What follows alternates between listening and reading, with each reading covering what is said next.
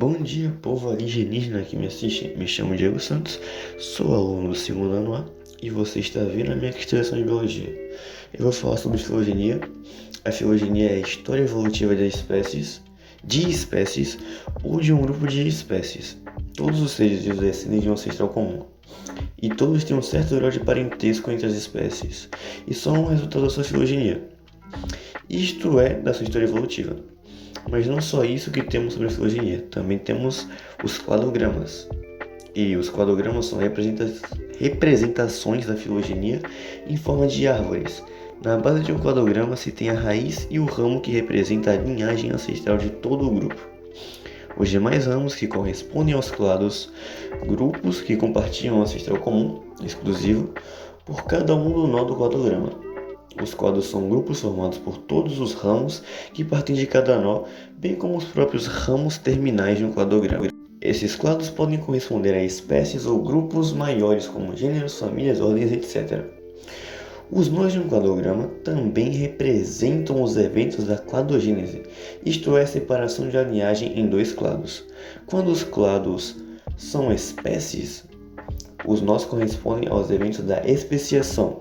Uma coisinha que eu tenho que falar sobre os cladogramas é que muitos variam suas formas, mas não variam as suas informações. Mas continuando sobre os clados, que são os seus grupos, eles são denominados como grupos naturais e grupos artificiais. Os grupos naturais, ou grupos monofiléticos, são aqueles que incluem todas as linhagens que descendem de um ancestral comum e exclusivo, e correspondem aos clados animais vertebrados, que são exemplos de um grupo monofilético. Grupos artificiais são aqueles cujos ramos não compartilham um ancestral comum como exclusivo, ou seja, não são monofiléticos. Vou falar sobre grupos polifiléticos. Um exemplo de grupo polifilético, na verdade, seria o antigo reino Protista, que agrupava várias linhagens pouco apresentadas de protozoários e algas. E falando também, que eu esqueci de falar, que nem todas as semelhanças refletem o parentesco, por isso é importante identificar aquelas que ajudarão a estabelecer os grupos.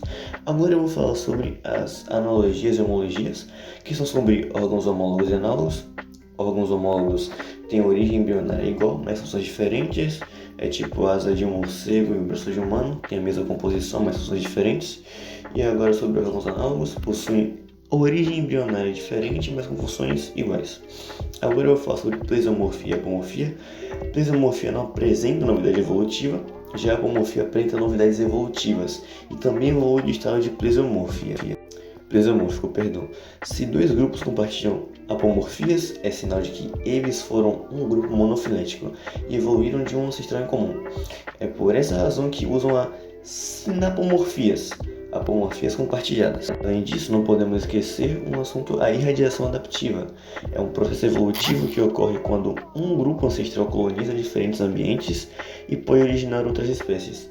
Ao colonizar novos ambientes, cada grupo fica submetido a diferentes condições ambientais. Assim, possibilita o surgimento de uma grande variedade de formas de vida. A seleção natural permite a sobrevivência dos mais adaptados e o isolamento geográfico entre os grupos ancestrais permite a especiação e o processo de formação de novas espécies. Em resumo, a irradiação adaptiva corresponde ao surgimento de espécies em diferentes ambientes a partir de um ancestral comum, enquanto na irradiação adaptiva um ancestral comum coloniza diferentes ambientes e origina novas espécies.